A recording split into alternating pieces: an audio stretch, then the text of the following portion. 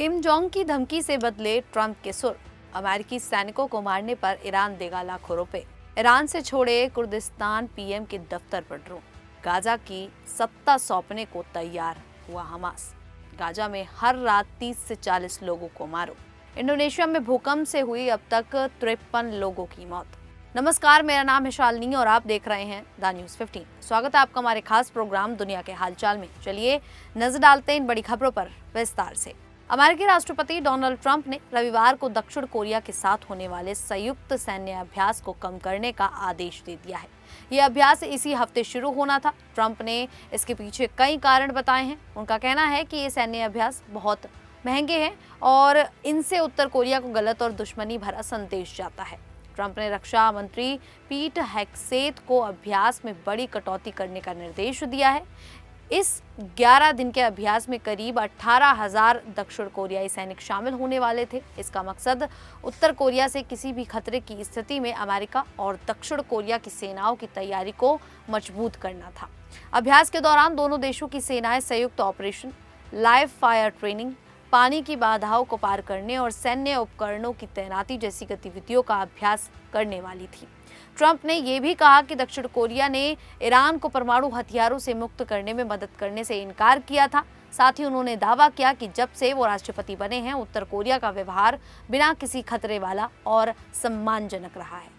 एक दिन पहले ट्रंप ने उत्तर कोरिया के नेता किम जोंग उन के साथ अपनी तस्वीर भी शेयर की थी। दोनों नेताओं के बीच पहले भी कई मुलाकातें हो चुकी हैं। वहीं उत्तर कोरिया ने अमेरिका और दक्षिण कोरिया के सैन्य अभ्यास को आक्रामक युद्ध की तैयारी बताया है। इससे इलाके में तनाव बढ़ने की आशंका जताई गई है।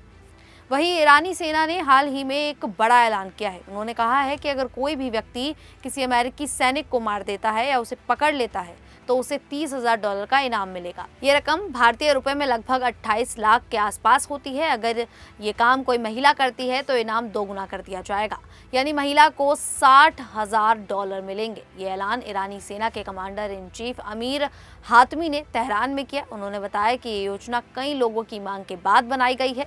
जो लोग आर्थिक रूप से देश के युद्ध प्रयासों में मदद करना चाहते हैं वे इस तरह से फाइनेंशियली जिहाद कर सकते हैं, मतलब पैसा देकर या इनाम लेकर देश की लड़ाई में हिस्सा ले सकते हैं।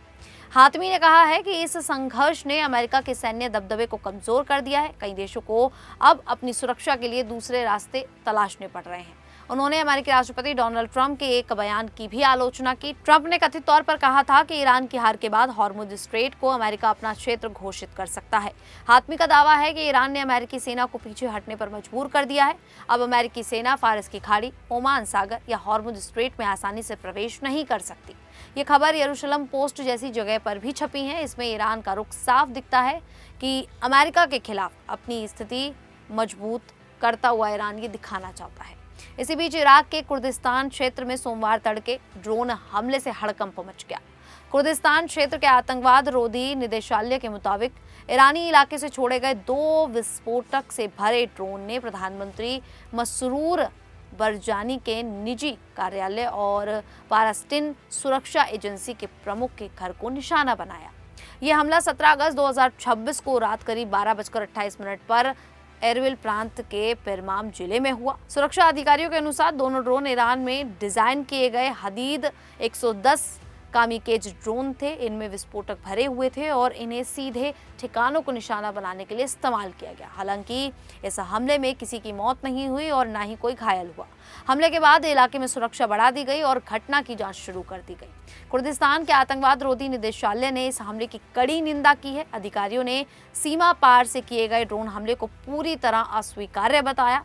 उनका कहना है कि सरकारी नेताओं और सुरक्षा अधिकारियों के ठिकानों को निशाना बनाना कुर्दिस्तान क्षेत्र की सुरक्षा और स्थिरता के लिए गंभीर खतरा है। कुर्द अधिकारियों ने हमले के लिए जिम्मेदार लोगों को तनाव बढ़ाने के लिए जिम्मेदार ठहराया है। इस घटना से ईरान और कुर्दिस्तान क्षेत्र के बीच तनाव और बढ़ने की आशंका जताई जा रही है। वहीं मिस्र में रविवार को हमास के नेताओं और अमेरिकी राष्ट्रपति डोनाल्ड ट्रंप के सलाहकार जेरेड कुशनर के बीच करीब 90 मिनट तक अहम बैठक हुई। बैठक में गाजा के भविष्य और युद्ध खत्म करने को लेकर चर्चा हुई। हमास ने गाजा की शासन व्यवस्था एक फिलिस्तीनी तकनीकी सरकार को सौंपने की बात कही। हमास का कहना है कि सरकार बनने के बाद वो गाजा के प्रशासन में दखल नहीं देगा। हालांकि अमेरिका की सबसे बड़ी मांग हमास के हथियार को लेकर है। कुशनर ने साफ कहा कि सिर्फ हथियार छोड़ने का वादा काफी नहीं होगा, हमास को जमीन पर ऐसे कदम उठाने होंगे जिससे ये भरोसा हो सके कि वो वास्तव में अपने हथियार और सैन्य ढांचा खत्म करने जा रहा है। अमेरिका का कहना है कि अगर हमास हथियार छोड़ने की दिशा में ठोस कदम उठाता है तो वो इजराइल से भी कुछ कदम उठाने की कोशिश पर बातचीत करेगा। इनमें गाजा में अंतर्राष्ट्रीय सुरक्षा बल की तैनाती, रफाह में पुनर्निर्माण और इजरायली सैनिकों की शुरुआती वापसी शामिल हो सकती है। बैठक में हमास ने गाजा में जारी इजरायली हमलों पर नाराजगी जताई। वहीं हमास ने ट्रंप की 20 सूत्रीय शांति योजना के दूसरे चरण के रोड मैप पर सहमति जताई है। इसमें स्थायी युद्ध विराम, इजरायली सेना की पूरी वापसी, मानवीय मदद और गाजा का पुनर्निर्माण शामिल है। हालांकि हमास के बयान में हथियार छोड़ने की बात साफ तौर पर नहीं कही गई है। अब सबसे बड़ा सवाल यही है कि क्या हमास वास्तव में अपने हथियार छोड़ने के लिए तैयार होगा या नहीं, और इस मामले पर इजराइल का क्या रुख होगा, क्योंकि इजराइल के राष्ट्रीय सुरक्षा मंत्री इतमर बेन गुवेर ने गाजा में हर रात 30 से 40 लोगों को निशाना बनाकर मारने की बात कही है। उनका ये बयान सामने आने के बाद काफी विवाद हो रहा है। उन्होंने कहा कि गाजा में सिर्फ उन लोगों को निशाना नहीं बनाया जाना चाहिए जो तत्काल खतरा हैं, बल्कि दूसरे लोगों के खिलाफ भी कार्रवाई होनी चाहिए। उनके बयान की फिलिस्तीनी पक्ष और कई अन्य लोगों ने आलोचना की है। दूसरी ओर दक्षिणी लेबनान में इजरायली हमले के बाद इजरायल और हिजबुल्लाह के बीच तनाव भी बढ़ गया है। इजरायल का आरोप है कि हिजबुल्लाह ने सीज़फायर का उल्लंघन किया। इसके बाद इजरायली सेना ने हिजबुल्लाह के ठिकानों पर हमला किया। वहीं इंडोनेशिया के पूर्वी हिस्से में आए 7.7 तीव्रता के भूकंप ने भारी तबाही मचा दी है।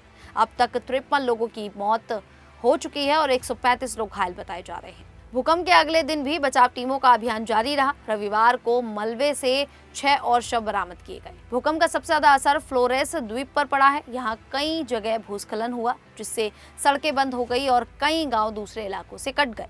राहत टीमों ने मंगराई, पूर्वी मंगराई और नागेकेओ में मलबे के बीच लोगों की तलाश की। ईस्ट नुसा तेंगारा प्रांत में 900 से ज्यादा घर तबाह हुए हैं, जबकि करीब 450 घरों को नुकसान पहुंचा है। लगभग 5000 लोगों को अस्थायी शिविरों में रहना पड़ रहा है। भूकंप के बाद सुनामी की चेतावनी भी जारी की गई थी, जिसे बाद में हटा लिया गया।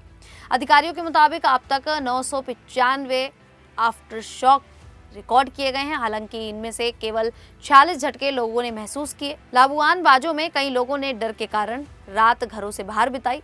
राहत टीमों ने प्रभावी लोगों को खाना, पानी, कंबल और दवाइयां पहुंचाई। अब प्रशासन के सामने बिजली और संचार व्यवस्था बहाल करने और दूर दराज के गांवों तक मदद पहुंचाने की बड़ी चुनौती है। खैर, इंडोनेशिया के इस हालात को लेकर आप लोगों की क्या राय है, आप हमें कमेंट करके जरूर बताइएगा। अभी के लिए इतना ही, फिर हाजिर होंगे ऐसी ही देश और दुनिया से जुड़ी बड़ी खबरों के साथ। तब तक के लिए देखते रहिए द न्यूज़ 15।